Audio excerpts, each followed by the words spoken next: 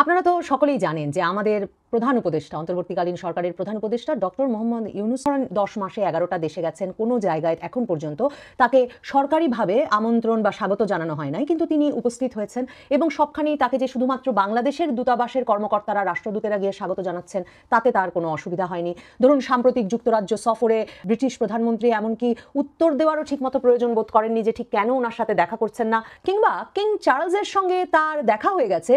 একান্ত বৈঠক হয়েছে 30 মিনিটের, কারণ তারা অনেক দিনের পরিচিত। প্রধান উপদেষ্টার প্রেস সচিব এমন খবর বাংলাদেশের সংবাদ মাধ্যমে ছড়িয়ে দেওয়ার পর আন্তর্জাতিক সংবাদ মাধ্যম বিবিসি যে খবর দিচ্ছে যে কিং চার্লসের সারাদিনের সূচির মধ্যে ছিল না প্রধান উপদেষ্টার সঙ্গে কোনো বৈঠক, কিংবা কিং চার্লসের দফতরের তরফ থেকেও প্রথা অনুযায়ী যেমনটা জানানো হয় এমন কোনো একান্ত বৈঠকের কথা জানানো হয়নি, কাজেই এ খবরটাও ভুয়া। এমন নানা অস্বস্তিকর ঘটনা তার জীবনে ঘটে গেলেও তিনি থাকেন অবিচল এবং তাকে সাধারণত বিব্রত হতে বা লজ্জা পেতে একেবারেই দেখা যায় না। এর ফলে আপনারা যারা যেসব দুর্জনেরা বা দোসরেরা ভাবছেন যে হয়তো আমাদের প্রধান উপদেষ্টার লজ্জা পাওয়ার সক্ষমতা নেই, তাদেরকে আমি একটা বিষয় জানাতে চাই। সেটা হচ্ছে, আপনারা যদি সাম্প্রতিক তার সাক্ষাৎকারগুলো দেখেন চ্যাথাম হাউস এবং বিবিসি রেডিওর সঙ্গে, তার যে ইংরেজিতে যে সাক্ষাৎকারটা রাজিনী বৈদ্যনাথনের সঙ্গে, সে দুটো সাক্ষাৎকার বিবেচনা করলে আপনারাও আমার মতো হয়তো পরিষ্কার বুঝতে পারবেন যে ডক্টর ইউনূস আওয়ামী লীগের কার্যক্রম নিষিদ্ধ করেছেন এই বিষয়টি প্রবল প্রতাপ নিয়ে তো বলতে পারছেনই না। এই প্রসঙ্গ উঠলে কেন জানি লজ্জা পেয়ে যাচ্ছেন, কিছুটা আমতা আমতা করছেন, কিংবা মিনমিন করে কি জানি একটা উত্তর দিতে চাইছেন। চ্যাথাম হাউসে প্রথম তাকে এই প্রশ্নের সম্মুখীন করেন চ্যাথাম হাউসের প্রধান নির্বাহী, যিনি তার সাক্ষাৎকার নিচ্ছিলেন এবং সরাসরি ডক্টর ইউনূসকে জিজ্ঞেস করেছিলেন যে এই যে জুলাই সনদ সংস্কার প্রস্তাব আপনারা করতে যাচ্ছেন, বলছেন রাজনৈতিক দলগুলোর ঐকমত্যের ভিত্তিতে করছেন, তো এটা খুবই সুন্দর সুন্দর কথায় মোড়ানো একটা কথামালা হতে পারে, কিন্তু এটা তো আসলে একটা কর্তৃত্ববাদী দলিল হতে যাচ্ছে, কারণ আপনারা কোনোভাবে অথরিটেরিয়ান স্টেপ, কারণ আপনারা এতে কোনো দলকে অংশ নিতেই দিচ্ছেন না, যেমন ধরুন আওয়ামী লীগ। তখন আমরা প্রথমবারের মতো জানলাম ডক্টর ইউনূস সরকার আওয়ামী লীগের রাজনৈতিক কার্যক্রম নিষিদ্ধ করেনি, তাদের কার্যক্রম সাময়িক সময়ের জন্য স্থগিত করেছে। ডক্টর ইউনূস বললেন এই যে একটা দল এত হত্যা করেছে, খুন করেছে, গুম করেছে, কিন্তু তাদের কোনো সরি নাই, রিমোর্স নাই, তাদের কোনো দুঃখবোধ নাই, বেদনাবোধ নাই, তারা কখনো বলে নাই যে তারা দুঃখিত তারা যা করেছে এজন্য। এবং 5ই আগস্ট তারা চলে যাওয়ার পর, পালিয়ে যাওয়ার পর সারা দেশের মানুষ আনন্দে উদ্বেল হয়ে ভেবেছিল এবার এদের হাত থেকে মুক্তি মিলেছে, কিন্তু দেখা যাচ্ছে আওয়ামী লীগ এখনো বাংলাদেশে আছে, তারা কর্মসূচি দিচ্ছে, তারা বিদেশ থেকে বসে কথা বলছে। এই অবস্থায় আন্দোলনে অংশগ্রহণকারীরা, আমাদের অভ্যুত্থানের বিপ্লবীরা, তারা নিরাপদ বোধ করছিল না, তাদের নিরাপত্তা দিতে এবং বিচার প্রক্রিয়া এগিয়ে নিতে এখন সাময়িক সময়ের জন্য স্থগিত করা হয়েছে, পজ করা হয়েছে আওয়ামী লীগের কার্যক্রম। তো এই কথা শোনার পর থেকে আমরা যারা বিস্মিত বোধ করছিলাম, এখন বিবিসি নিউজে রাজিনী বৈদ্যনাথনকে দেওয়া যে সাক্ষাৎকারের বিস্তারিত এখন বিবিসি নিউজ বাংলা তাদের ওয়েবসাইটে তুলে ধরছে, সেখানে দেখা যাচ্ছে রাজিনী বৈদ্যনাথন তখন আপনার আমার মনে চ্যাথাম হাউসে এই যে সাময়িক স্থগিত করার প্রসঙ্গটা শোনার পর থেকে যে প্রশ্নের উত্তর পাওয়ার একটা তাগিদ তৈরি হয়েছে, সেই প্রশ্নটা করেছেন যে সাময়িক স্থগিত মানে আপনি কি বলছেন নির্বাচন পর্যন্ত, মানে নির্বাচনে অংশ নিতে পারবে? মানে তিনি বাক্যটা শেষ করেন না, কিন্তু তিনি ওই যে সাময়িক স্থগিত নানা রকম দোনোমনো করে ডক্টর ইউনূসের উত্তর দেওয়ার প্রেক্ষিতে বলেন যে তাহলে কি তারা নির্বাচনে অংশ নিতে? তখন ডক্টর ইউনূস বলে বসেন যে সে সিদ্ধান্ত নাকি তার সরকারের নয়, এই সিদ্ধান্ত নেবে নির্বাচন কমিশন। তখন বিবিসির সাংবাদিক তাকে জিজ্ঞেস করেন যে তার মানে আপনি বলছেন আওয়ামী লীগ নির্বাচনে অংশ নিতে পারবে কি পারবে না তা নির্ভর করছে নির্বাচন কমিশনের উপর? তখন ডক্টর ইউনূস বলেন, আবারও বলেন, আমি পরিষ্কার করে বলছি আওয়ামী লীগকে কিন্তু আমি নিষিদ্ধ করিনি, তাদের কার্যক্রম সাময়িকভাবে নিষিদ্ধ করা হয়েছে,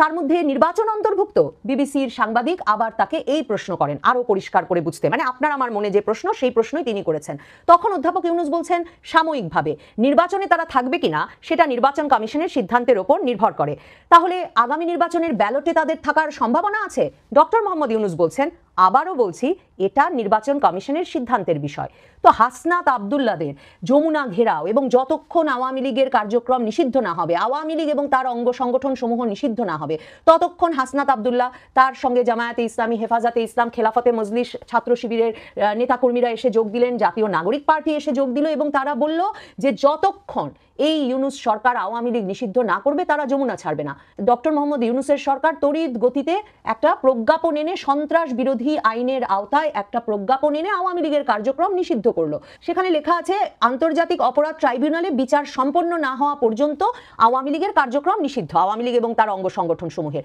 তো এই কথাটা স্পষ্ট করে ডক্টর মোহাম্মদ ইউনূস আন্তর্জাতিক ফোরামে বা সাংবাদিকদের সামনে বলতে পারছেন না কেন? বিবিসির সাংবাদিক তাকে প্রশ্ন করেছিলেন, চ্যাথাম হাউসে যেমন তিনি প্রশ্নের মুখে পড়েছেন যে কিসের ঐকমত্য আওয়ামী লীগ ছাড়া, বিবিসির সাংবাদিক তাকে প্রশ্ন করেছিলেন যে অংশগ্রহণমূলক নির্বাচন, একটা নির্বাচন কি করে অর্থপূর্ণ হবে যদি আওয়ামী লীগের মতো একটা দল, যে দলের এখনো ব্যাপক সমর্থক আছে সারা বাংলাদেশ জুড়ে, সেই দলটিকে বাদ রেখে নির্বাচন করা হয়। তখন ডক্টর মোহাম্মদ ইউনূস বলছেন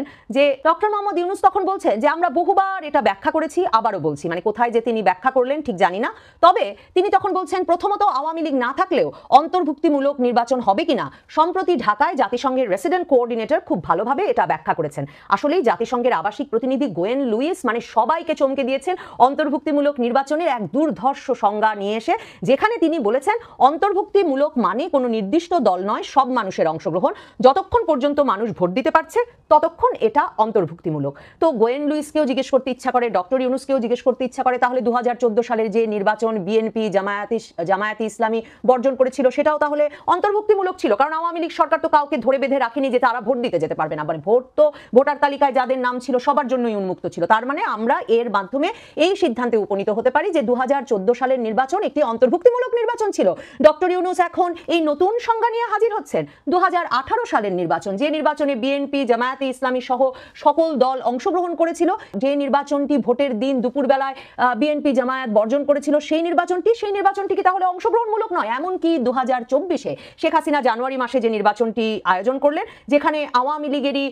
আমি এবং ডামি প্রার্থীদের মধ্যে নির্বাচন হলো, সেই নির্বাচনকেও তাহলে আমরা অংশগ্রহণমূলক নির্বাচন বলতে পারি, কারণ সেখানেও ভোটারদের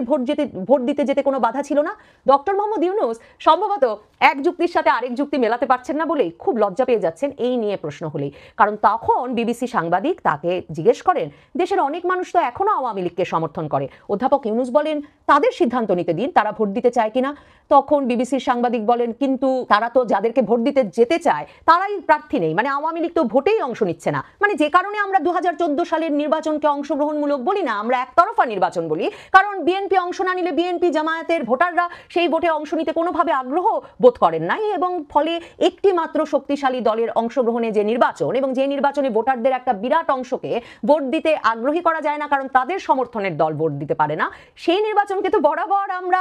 অংশগ্রহণমূলক নয় এমন নির্বাচন বলেছি, আমরা অন্তর্ভুক্তিমূলক নির্বাচন নয় বলে এর সমালোচনা করে এসেছি। কাজেই বিবিসি সাংবাদিক এই প্রশ্ন তো করতেই পারে যে কিন্তু তারা তো আওয়ামী লীগের প্রার্থীকে ভোট দিতে পারবে না। অধ্যাপক ইউনূস তখন আমাদের জানাচ্ছেন যতক্ষণ পর্যন্ত তারা ভোটার তাদের ভোট দেওয়ার স্বাধীনতা আছে, কিন্তু বিবিসি সাংবাদিক বলছেন কিন্তু আওয়ামী লীগের প্রার্থীকে নয়, যদি না আওয়ামী লীগকে অংশগ্রহণ করতে দেওয়া হয়। অধ্যাপক ইউনূস তখন সেই গান গাওয়া শুরু করেন যে আওয়ামী লীগকে তো আমরা নিষিদ্ধ করিনি। মানে দারুণ একটা ব্যাপার, আওয়ামী লীগকে তার সরকার নিষিদ্ধ করেছে রীতিমতো সন্ত্রাস বিরোধী আইনের আওতায় প্রজ্ঞাপন এনে, অথচ এই কথাটা জোর গলায় বলতে পারছেন না বা হাত নেড়ে বোঝানোর চেষ্টা করতে পারছেন না ডক্টর মোহাম্মদ ইউনূস। তিনি এই সময়ে এসে বারবার শুধু বলছেন আমি একটা বিষয় পরিষ্কার করি, আমি কিন্তু আওয়ামী লীগকে নিষিদ্ধ করিনি, আপনাদের জানা দরকার আওয়ামী লীগকে কিন্তু নিষিদ্ধ করা হয়নি, আপনারা বুঝেছেন তো আওয়ামী লীগকে কিন্তু সাময়িকভাবে স্থগিত করা হয়েছে, পজ করা হয়েছে। আওয়ামী লীগ নির্বাচনে অংশ নিতে পারবে সেটা তো আমি জানি না, সেটা নির্বাচন কমিশনের সিদ্ধান্ত। আওয়ামী লীগ কি ব্যালটে থাকবে সেটাও আমি জানি না, সেটাও নির্বাচন কমিশনের সিদ্ধান্ত। তার মানে আওয়ামী লীগকে নিষিদ্ধ করার মতো এত বড় বিপ্লবাত্মক কাজ করে ফেলে ডক্টর মোহাম্মদ ইউনূস এক ধরনের বিব্রত হয়েছেন, লজ্জায় পড়েছেন, সম্ভবত আন্তর্জাতিকভাবে প্রশ্নের মুখে পড়া এবং বিপদে পড়ার হাত থেকে বাঁচতে বিভিন্ন ফোরামে এসব ইংরেজি সাক্ষাৎকারে তিনি বারবার বলছেন পরিষ্কার হয়েছেন তো আমি কিন্তু আওয়ামী লীগকে নিষিদ্ধ করিনি, আপনি বুঝতে পারছেন তো আওয়ামী লীগকে কিন্তু নিষিদ্ধ করা হয়নি, স্পজ করা হয়েছে। মানে এই যে বারবার জবাবদিহি করা তার মধ্যেই নিহিত আছে কেন ডক্টর ইউনূস ভারী লজ্জায় পড়ে যাচ্ছেন বিদেশ বিভুঁইয়ে এসে এই আওয়ামী লীগ প্রসঙ্গ এলে। এমনকি জাতিসংঘের আবাসিক প্রতিনিধি একজন পশ্চিমা ব্যক্তি যে এত বড় সার্টিফিকেট দিয়ে দিয়েছেন যে আওয়ামী লীগ অংশ না নিলেও নির্বাচন অংশগ্রহণমূলক হবে কারণ জনগণ অংশ নেবে, সেটাও উনি আসলে বোধহয় বেশি দিন বিক্রি করতে পারবেন না। কারণ অন্যদিকে জাতিসংঘে তাদের আরেক বন্ধু ভলকার টুর্ক, জাতিসংঘের মানবাধিকার বিষয়ক হাই কমিশনার, তিনি বলে বসেছেন যে তারা উদ্বিগ্ন, জাতিসংঘ উদ্বিগ্ন যে বাংলাদেশে আইনের পরিবর্তন ঘটিয়ে রাজনৈতিক দলকে নিষিদ্ধ করার মতো ঘটনা ঘটছে, এবং ভলকার টুর্ক বলছেন এটি অন্যায্যভাবে সংগঠনের স্বাধীনতা, মত প্রকাশের স্বাধীনতা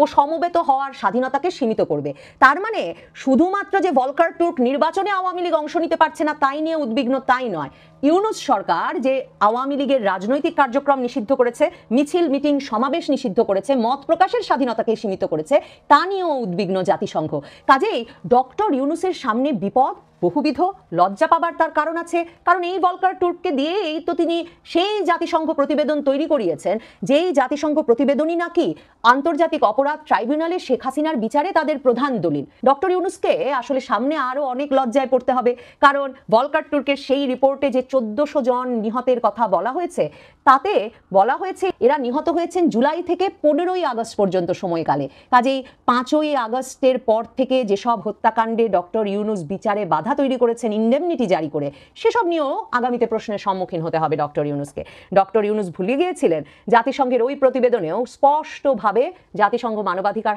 কমিশন লিখেছিল যে রাজনৈতিক দল নিষিদ্ধ করা থেকে বাংলাদেশকে বিরত থাকতে হবে, বাংলাদেশে মত প্রকাশের স্বাধীনতা এবং রাজনৈতিক সমাবেশের স্বাধীনতা অক্ষুণ্ণ রাখতে হবে।